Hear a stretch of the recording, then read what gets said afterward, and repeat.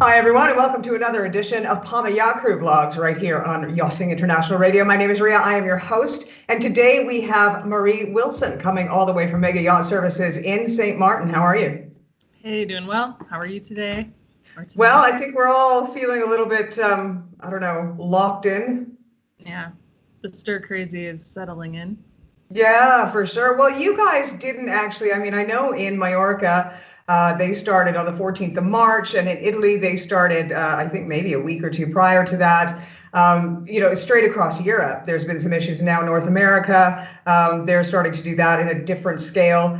But when did you guys start your lockdown? Official full-on lockdown started on Saturday. I don't know, what is that, the 29th? The 22nd? No, 29th. 29th. Yeah, the 29th. Yeah, at midnight. Full lockdown, and there wasn't much notice for it, so a lot of the island was sort of in cahoots about that. But they've been working with the local supermarkets and groceries and coordinating orders and food delivery, free home food delivery for people, and so they're taking care of it as much as they can. But official lockdown started then. They were trying to enforce a little bit, or at least encourage staying at home for the last 3 weeks or so, ever since things started getting really serious in Europe. Our prime minister was enforcing restrictions on travel. Residents, the last day they could fly in, return to the country, was on Sunday, the 22nd of March. Boats, the last they could get in was, I think, like the 26th of March. And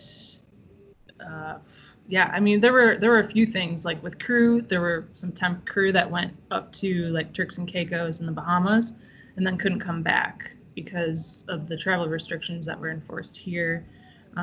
Nobody except residents could come until the 22nd, and so I think it was a good week before that non-residents weren't allowed to come back either. So there were a lot of things kind of messy that way, but I commend our prime minister for getting on it and following suit with the regulations that were put into place in Europe with like the lockdown, because there's just, I mean, you gotta contain it, and seeing what's going on in the United States and it not being contained or enforced lockdown on a national level is really scary. And so that's part of the reason that we're just sticking it out here. I mean, we're U.S. residents, but I think it's safer here.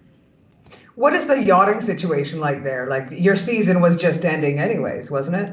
It was, but we got about a good month or so cut short. So, I mean, we were planning to be relatively busy through Easter. There were a lot of boats with charter scheduled for then, and then typically a lot of people are stocking up to go back to the Med or up to the U.S. or West Coast of the States, or sorry, East or West Coast of the States. And so, yeah, that it was halted quickly. But Are you guys still able to go to the grocery stores and stuff though, or do you have to have home delivery?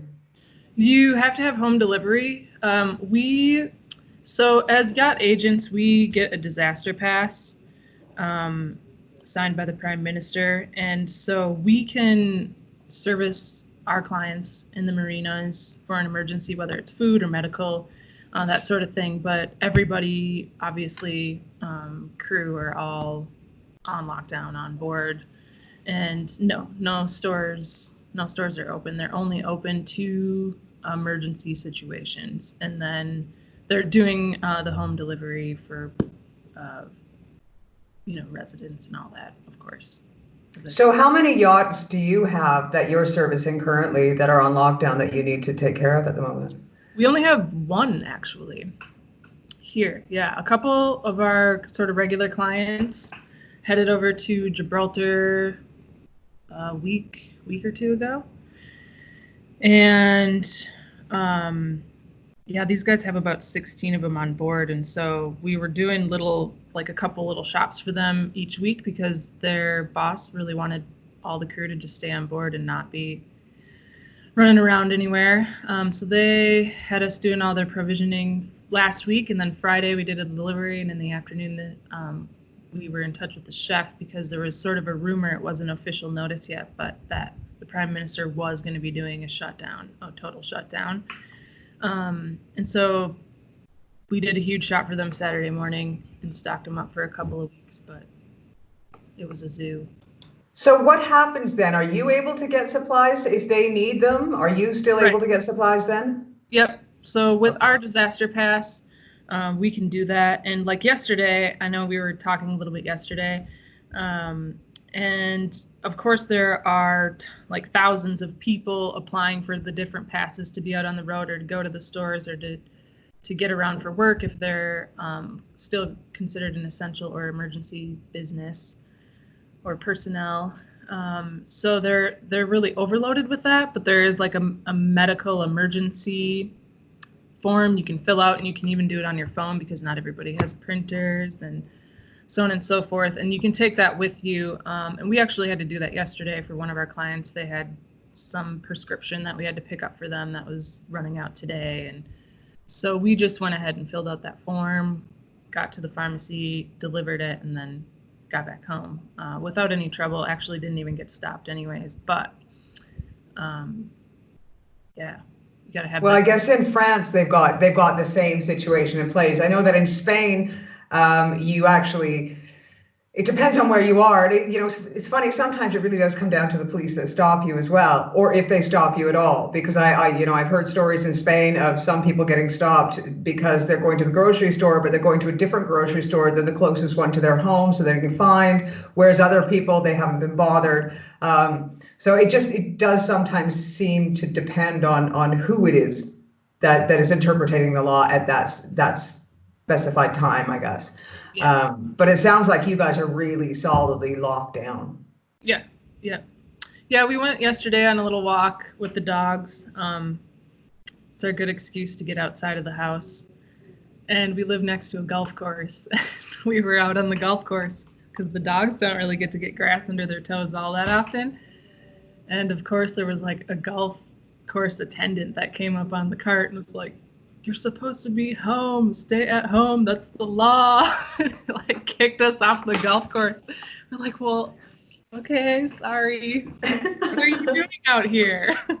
Everything's shut down, but. Well, do you know what? I don't think you're the only one. Excuse me. I think pretty much straight across the board, people, especially people with animals, are trying to like get a little bit further away than they absolutely need to be.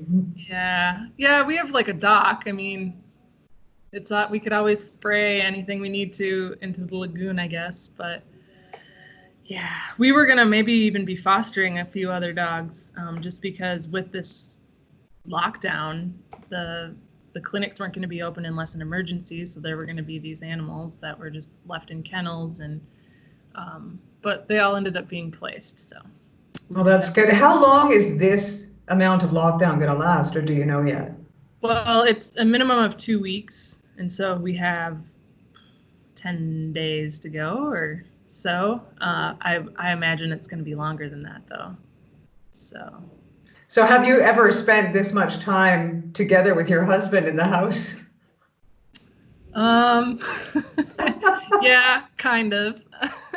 How is that working out? And that's one of the funnier things is that, people are talking straight across the board that either we're going to see like a huge bunch of kids being born in December or January of next year, or we're going to see a whole pile of divorces. So I'm single in my house with my kids, so I always kind of I'm interested.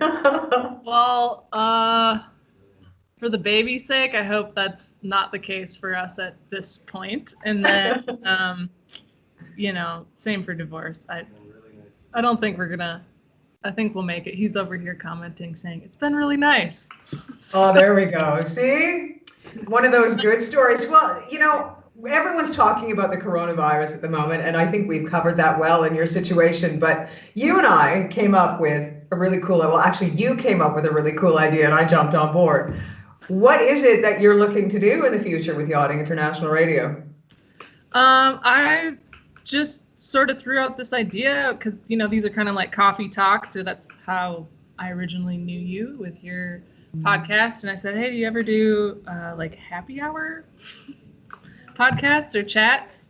And so I just thought it'd be fun to get yachties on a call, especially all being quarantined and locked down like this. We can kind of have some fun with it in our little shelters. But that's about it. I mean, we can see where it goes from there. So everybody having a few drinks and sharing their life stories and experiences, and we'll air it. Yeah. Yeah, right around the world. I'm looking forward to that because I think it will just bring a new dimension to it. I mean, everything is so serious right now, and the news is so serious, and everyone's like, we need to watch our mental health and so on and so forth. And for me, when you suggested that, I thought, yeah, why not? Because what better way to make people laugh than to see people having a laugh? Yeah. So that's brilliant, and we're really looking forward to it. I can't wait to start airing it. So you promised that you'll start getting on it tomorrow or something, and maybe next week we'll see something. Oh yeah. We'll have some content for sure. Well, you're going to have to make sure that you've got a couple bottles of wine or at least a case of beer at your house then. We are stocked up. We right before this all went down, like Friday when we found out, and then we went out Saturday. We met with a couple of our wine suppliers, and we still had some caviar in stock. And we're like, hey, we're running low for if we're gonna last 2 weeks. Like, what do you think about trading some caviar for wine? And they're like, yeah. So we got bubbles, we got our reds, our whites. We're good to go. That's the joy of having a yacht service company, right? You got this kind of stuff to trade. Did you have toilet paper though? Like that's a concern. We actually have a lot of toilet paper because one of our boats was like, hey, we're heading up and we hear that toilet paper is out everywhere. And so I called up Tim, my husband, because he was actually at Prime, one of the big supply stores. And I was like, hey, so-and-so wants us to grab some extra toilet paper for them for when they get here, just in case it runs out, as it's been trending everywhere. And it was actually running low at Prime where he was, so he grabbed a bunch, and we ended up getting rid of most of it, but we might have a few rolls left when we come back next fall. So. Well, yeah, I mean, you know what? Everybody around the world was talking about toilet paper becoming the new currency. So, if that happens, you're set. Yeah. Oh, yeah. We can trade toilet paper for a week's worth of food. Excellent. Yeah, I don't know. Some of these things that people decided they absolutely needed and were willing to fight to the death. I mean, you saw in the United States, people were literally fighting in supermarkets over toilet paper. And realistically, when you take a look at this virus, toilet paper isn't the number one thing that you need. Yeah, no. I just thought that was really odd. Like, I don't know, nasal spray maybe? I don't understand. I mean, all of those things were limited here to like hand sanitizer and what have you, the Clorox wipes, and even like alcohol, so you could make your own sanitizers, and all that stuff was wiped off the shelves for a while there. So it was hard to get for our boats because they need it for more people than just one. Yeah, well, and I mean, especially when they're in such close quarters, because some of my other contributors, they've been, sort of giving us tips on how to make sure that your hands are kept clean and how to make sure that you're sanitized, and you're in such close quarters that you're constantly, around each other, and trying to keep that distance is very difficult. So they try to make sure they sanitize the boat completely at all times. Yeah. And it is difficult. You're looking for that product. You're looking for, many different products. And a lot of yachts have gone green now as well. So they're looking for products that are good for the environment too. So it makes it very, very difficult when everybody is sort of looking and searching for the same things. And then you're quarantined on top of that. Yeah, exactly. Yeah. Disinfecting is like a whole new thing for me now. I can imagine. I've been like a natural bacteria, believer, and we've been through so much sanitizer. I have to admit, I'm the same way. I grew up in a logging yard in northern British Columbia, Canada. So I grew up in the woods basically, and so it was, I clean, yeah, but I wasn't like anal about cleaning. No. And I think now it's like I come in and I'm literally washing the groceries off with alcohol and towels just to make sure before I put it in the fridge or anywhere. And that's not like me, but when you hear how long the virus sticks to things, like, and plastic is like the worst. I don't know, it's like days or something. Like, don't quote me on that, but there's like a range of how long the virus sticks to certain things, and Yeah. it kind of makes you nervous. You're like, yeah, I best make sure that I take care of that. Yeah, I think the World Health Organization said like 9 days on metal surfaces. Yeah. 2 weeks in the fridge, maybe.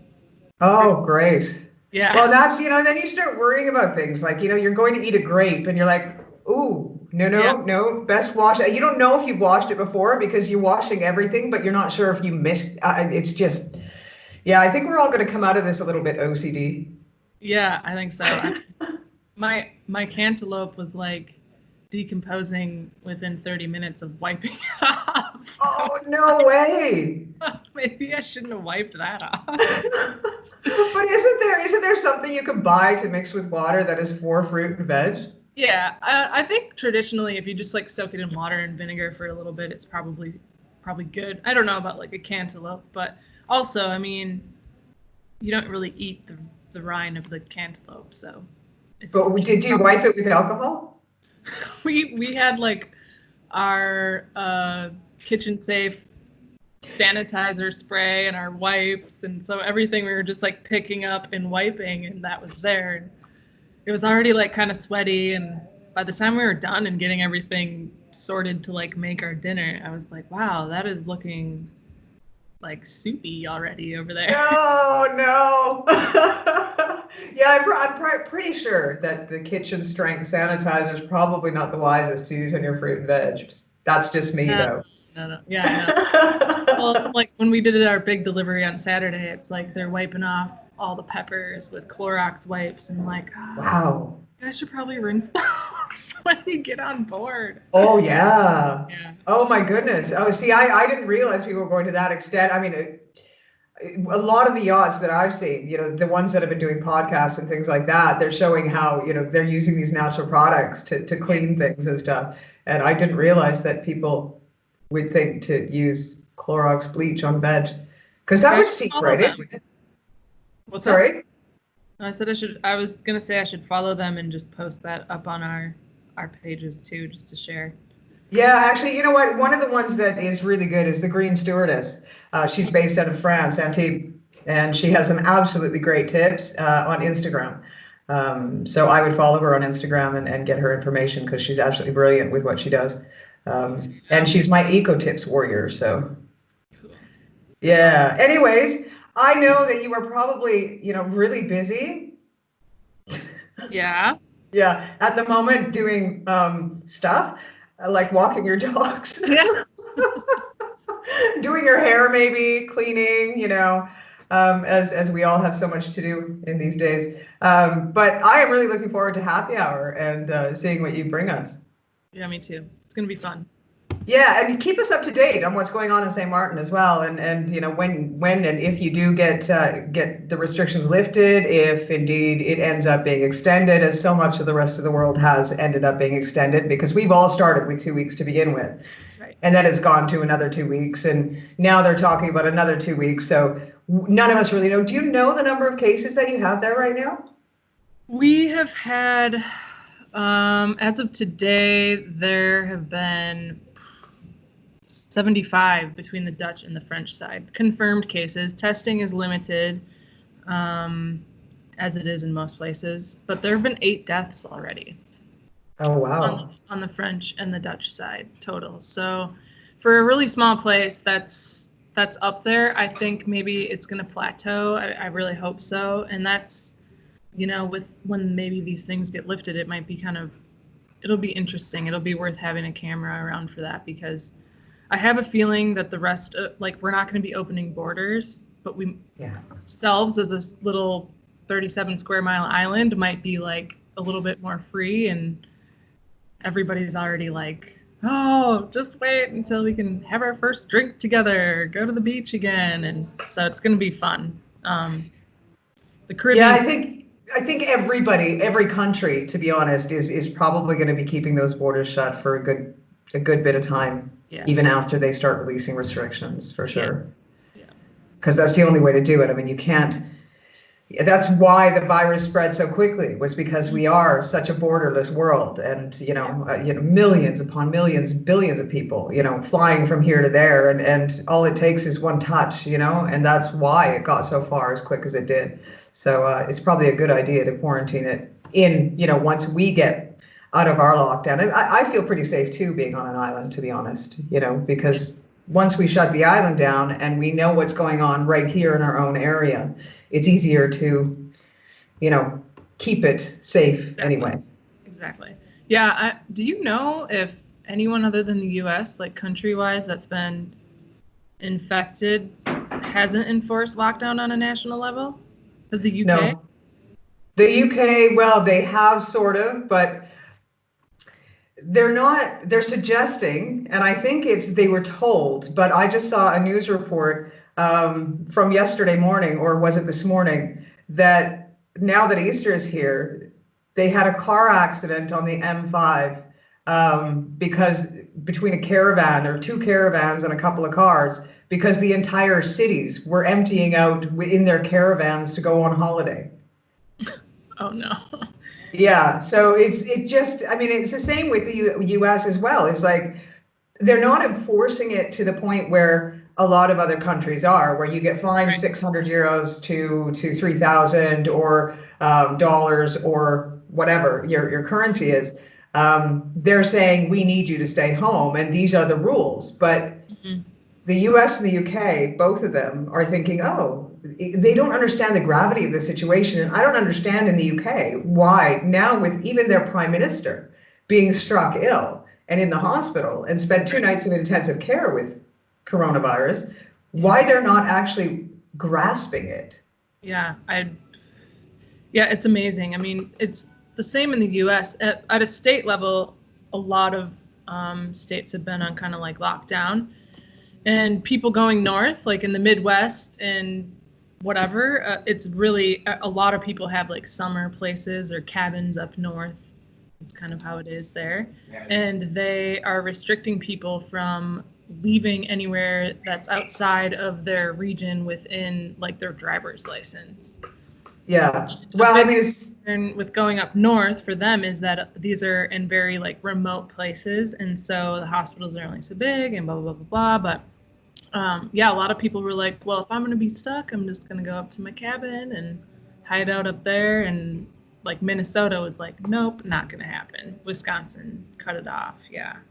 But it just needs to be enforced at a national level to be taken seriously. And I mean, we've had friends who have traveled back even on the last day that they could leave St. Martin, and one was flying into Seattle, Washington, and that's kind of like the epicenter of where the virus took off in the States to begin with, yeah. or where they saw the most cases in the beginning. And he said it was just like normal travel. I mean, they didn't enforce anything. He was told he would have to do a 14-day quarantine when he got home, but there weren't any questions asked. I mean, it's scary, and not to like get political on it, but it looks like a lot of the states that haven't enforced it on a state level are Republican states. Yeah.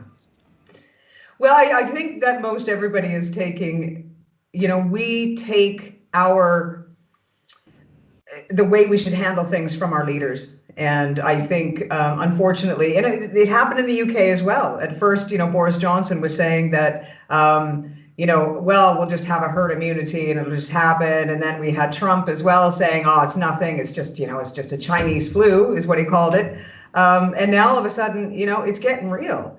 And I think, over the next weeks, you'll probably see a huge change. And you're already seeing Trump doing a bit of backpedaling now, saying, oh, we know how serious it is, et cetera. But, in this case, it's too late. because we've already seen, I don't know, they've got over 100,000 cases or something in the US, and every day it's rising exponentially. It's crazy. I look at Canada as well, and the way they have daily briefings in Canada. They have for 3 weeks now. And they started off by shutting down the borders of the country. And then they went further in and they shut off the borders within provinces, which was the smartest idea for them. And this was about 2 weeks ago. And now they are on lockdown as well, to a certain degree. They're not as locked down as Central Europe and the Med, but they are more locked down than in the US or the UK.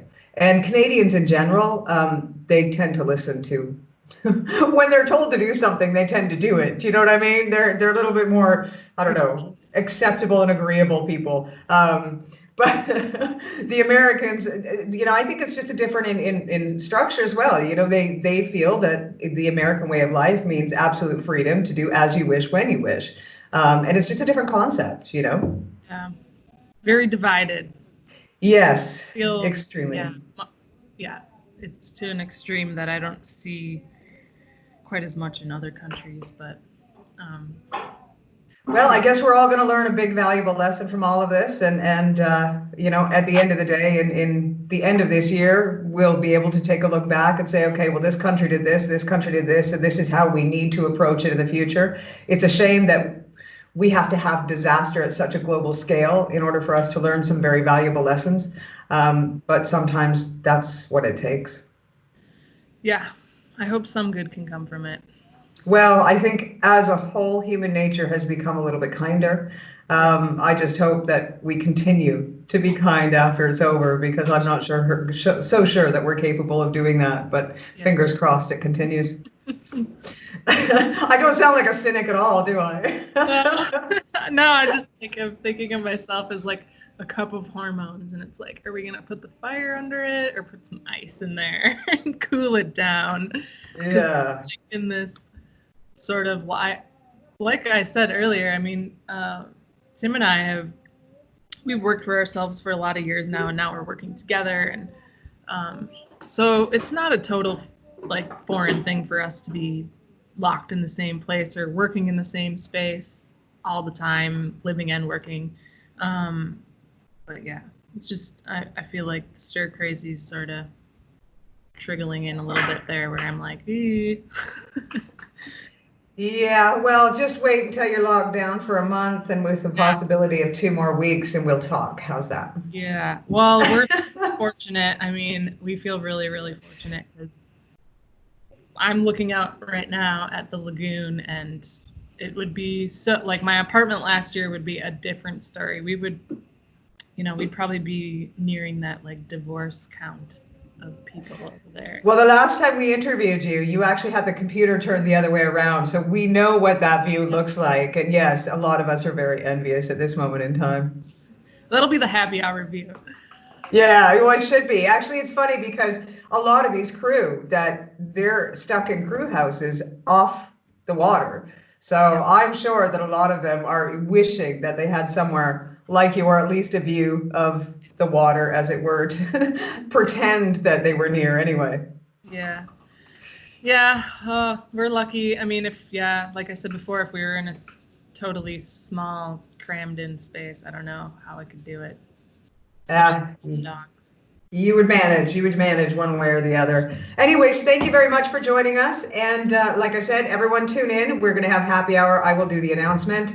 And it's bound to be very entertaining, I'm sure. I'm looking forward to it. But you have been listening to Mairi Wilson from Mega Yacht Services out of St. Maarten. Thank you very much for your time. Thank you.